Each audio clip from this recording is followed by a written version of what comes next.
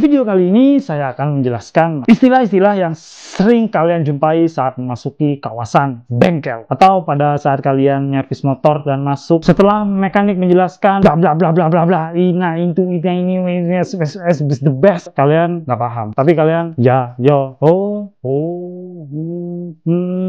tapi bablas alias bingung ya toh, gak ngerti belas. Jadi kalian itu cuma bondo ya yo ae tapi gak ngerti man podo ae. Nah itu justru akan membuat kalian menjadi sasaran santapan mantap buat target bisnis bengkel. Lek mekaniknya gak jujur, tapi lek mekaniknya jujur yo aman-aman ae. Jadi timbang kalian di dalam hati itu bilang ngomong apa mungkin kalau gak belas, lebih baik simak video berikut ini. Jadi jangan di skip video ini supaya kalian tidak mudah dikibuli oleh mekanik-mekanik sontoloyo yang akan mengambil keuntungan membabi buta atas kepolosan kalian. Oke, let's go. molter. Apa itu molter? Kata ini muncul dari cocote mekanik kalau motor kalian pas ngebul atau ngasep. Molter itu sendiri adalah proses pembesaran liner block agar ukuran piston yang baru yang lebih besar bisa masuk ke dalam blok. Dan untuk ukuran-ukuran seker itu sendiri berawal dari standar 0,25, 0,50, 0,75, 0,100 atau oversize 100. Ya bisa baca oversize 25, 50, 75, 100. Tapi seiring berkembangnya zaman, ukuran itu berkembang menjadi 100, 25, 150, 175 sampai 200. Jadi kalian nggak usah sedih kalau seandainya ukuran piston kalian itu sudah 100. Jadi bisa di up lagi ke 125, 150 bahkan 200. Kan kadang ada bengkel yang ini pistonnya ini sudah 100 mbak. Jadi mbak, bu atau Nenek ya, gak mungkin lah kalau nenek sampai ke bengkel kan, aduh bahaya banget kan, nggak bisa lihat, malah bisa berabe kalau nenek sampai ke bengkel. Nah ini biasanya mbak-mbak atau mas-mas yang culun atau nggak tahu mesin sama sekali, atau bapak-bapak yang sotoy atau gimana. Yang jelas mereka awam banget setelah ditawarin, Mas ini sudah waktunya ganti piston ukuran standar, jadi harus boring. nah kalau udah boring kan otomatis lebih kayak biayanya lebih banyak. Jadi bisa sebenarnya up ke 150. Jadi nggak pas 100 kalian putus asa mau tahu hidup ini berakhir kan, ini gak ngono. Jadi kalau kalian tahu ukuran piston itu sendiri sebenarnya kalau standar pabrik itu sampai 100. Nah kalau kalian pinter kalian bisa minta oversize 150 atau 200. Dan ini adalah contoh piston yang baru. Jadi kalau dimasukkan ke dalam blok itu dia gak masuk. Nah lepas gak melbu masuk ada dipaksa loro le bosok pedae pecah atau gak mungkin lah, soalnya ini besi gak bisa labim. Jadi semua tuh butuh proses, dan prosesnya itu harus ke bubutan di kolter. Nah kalau di kolter ya ini diperbesar terus biar piston ini masuk. Dan untuk melihat ukuran piston itu sendiri dilihat di bagian tengahnya. Di situ ada ukuran 0,50 dan yang tadi saya sudah jelaskan. Jadi kalau seandainya nggak ada tulisan-tulisan seperti itu berarti piston kalian masih standar dan itu bisa di up ke 0,25 atau 50. Next. Jadi tujuannya kalian biar itu tahu ukuran piston, biar mekanik nggak bisa ngibulin kalian. Takutnya di bengkel stoknya itu tinggal yang 100 padahal piston kalian itu masih sanggup di ukuran 50, standar ke 50 malah dikasih 100, kan rugi. Seharusnya bisa dipakai 2 kali atau 4 kali mesin kalian itu terakhir langsung, berarti kan dikibuli dan kalian kan nggak tahu apa. Iya yo ya wis rugi payah iso neng 50 tapi sudah lompat ke 100 karena mungkin stok bengkel habis. Kalian nggak bisa komplain karena kalian nggak tahu apa-apa. Tapi kalian kalau sudah lihat video ini saya harapkan kalian pintar. Jadi eman-eman kalau pas dicuci kan mesinnya kalian jadi tumbal. Iya lek tumbal kayak pesugihan tadi suge, tapi lek tumbal malah melarat awakmu. Boring.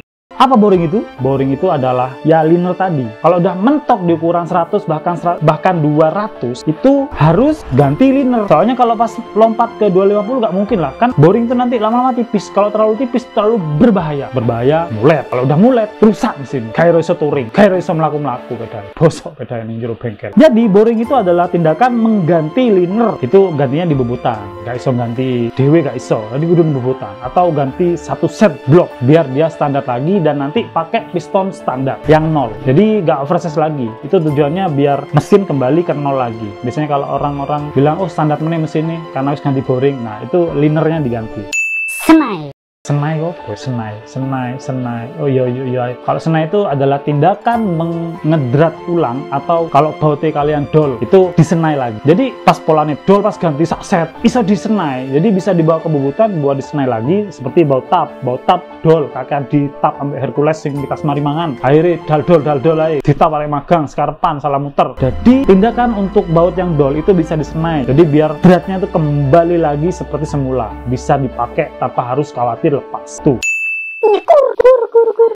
Nyekur atau skir klep. Mungkin kalian agak asing, nyekur, nyekir itu apa ya? Nah, nyekur itu adalah tindakan membuat katup pada mesin itu jadi press lagi. Jadi nggak ada kebocoran lagi di dalam mesin. Jadi mesin itu membutuhkan kompresi yang padat. Nah, kalau kompresi padat itu membutuhkan klep yang presisi. Dan klep yang presisi itu membutuhkan tingkat kebersihan atau bentuk klep yang presisi juga. Jadi contohnya klep itu kotor. Mungkin karena kerak yang numpuk, akhirnya kerak itu lepas dan akhirnya ganjel klep. Nah, klepnya itu akhirnya kebentur sama kerak itu dan luka. Dan kalau bibir klep sudah luka, itu mengakibatkan kompresi bocor. Dan kalau sudah bocor, mesin susah dinyalakan. Kalau susah dinyalakan, kalian bludrek, kalian darah tinggi, malah pengen tuku pedane. Ojo, bisa disekur atau disekir itu nggak cuma nyekur aja. Nanti di situ ganti seal klep. Lihat dulu, ini klepnya kocak atau cuma luka. Nah, kalau kocak itu harus ganti bos klep. Nah, kalau klepnya itu sudah tipis sampai terlalu mendelep, contohnya klep mendelep itu, klep tipis tuh kayak gini. Jadi kalau klepnya mendelep atau udah tipis, mending ganti, nggak usah disekur, terlalu beresiko. Nah, kalau setengan klepnya,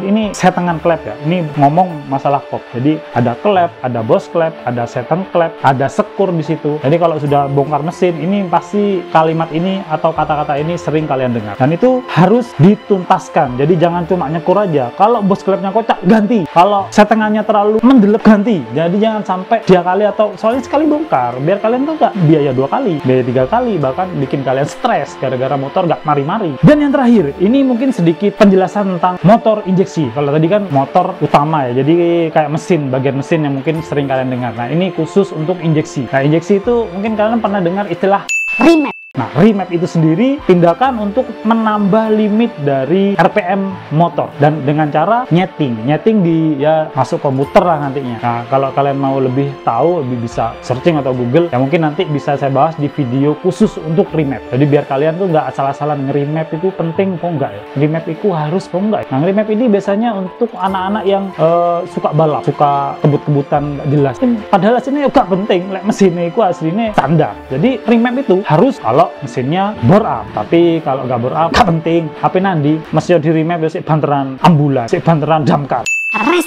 Nah, mungkin kalian pernah dengar yang namanya restart saat injeksi. Wah, ini mesin harus di restart nih. Enggak yakin kalau konsep sembarang itu di restart nih. Padahal gak ngerti ya restart gue artinya. Padahal restart itu sendiri itu hanya menghapus kode kesalahan yang ada pada motor injeksi. Mungkin yang rusak sensor ini. Nah, itu ada kodenya sendiri, kode mil sendiri. Nah, untuk menghilangkan kode mil itu harus di restart. Mungkin kalau untuk Honda mudah ya untuk cara merestartnya. Kalau kalian bisa lihat cari cara restart di Google itu mudah banget untuk Honda. Hanya Honda yang paling mudah. Yamaha harus pakai laptop atau pakai software. Ya agak ribet sih. Ya mending kalian bawa ke dealer resmi aja kalau kalian pusing. Tapi jangan pikir kalian restart itu jelimet atau canggih koyok sing bikin kusut pikiran kayak secanggih Robocop atau Transformer. Enggak gitu. Restart itu simple sebenarnya. Pabrik tuh menciptakan mode restart itu untuk mempermudah mekanik untuk melakukan perbaikan pada software. Software itu kan perangkat lunak yang ada di dalam komputer atau ECU lah. Ya simpelnya seperti itu. Yang jelas pabrik itu sudah mendesain sedemikian rupa biar mudah dioperasikan atau mudah dilakukan oleh mekanik. Jadi nggak seperti yang kalian pikirkan kayak secanggih alien gitu. Alien matamu. Jadi ya simple aja, nggak usah terlalu berlebihan mungkin. Restart itu ya cukup di restart, udah beres. Tapi kalau seandainya sensornya masih rusak, di restart percuma. Jadi harus ganti sensor, baru di restart. Kalau sudah penyakitnya itu selesai disembuhkan, baru restart. Kalau nge-restart aja nggak ada efek kayak. Sepengalaman saya di dunia injeksi, kalau nge-restart aja tanpa harus melakukan perbaikan itu percuma. Jadi meskipun kalian bayar restart 25.000, 50.000, 100.000 percuma kalau nggak ada perbaikan pada sensor. Oke? Jadi kalian setelah nonton video ini saya harapkan kalian jadi lebih pintar, lebih smart people. Itu cuma dulu Deddy Corbuzier smart people. Jadi kalian lihat gini nih, kalau bisa saya harapkan jadi smart people. Jadi nggak mudah dikibulin sama mekanik-mekanik sontoloy. Oke? Jangan lupa like, subscribe, dan komen. Kalau bisa disebarluaskan, di-share biar kita pinter bareng, nggak bodoh semua. Jadi apa ya istilahnya? Berbagi kepintaran. Jadi biar orang-orang itu nggak nganggep orang Indonesia itu mudah dikibulin. Jadi kalau kita bisa mengajak kebaikan untuk semua orang, akan semakin sedikit penindasan pembodohan di muka bumi pertiwi Indonesia ini. Mungkin sampai di sini dulu penjelasan tentang istilah-istilah bengkel. Mungkin kalian ada pertanyaan-pertanyaan seputar istilah-istilah yang aneh-aneh ya yang kalian tuh berasa istilahnya kok aneh, gak pernah denger kayak mungkin berasa asing banget. Silahkan komen di kolom komentar biar saya jawab sedetail-detailnya mungkin, akan saya angkat ke permukaan biar semuanya terungkap. Gak ada yang disembunyikan karena kita semua saudara. Oke, jangan lupa bersyukur hari ini. Assalamualaikum warahmatullahi wabarakatuh.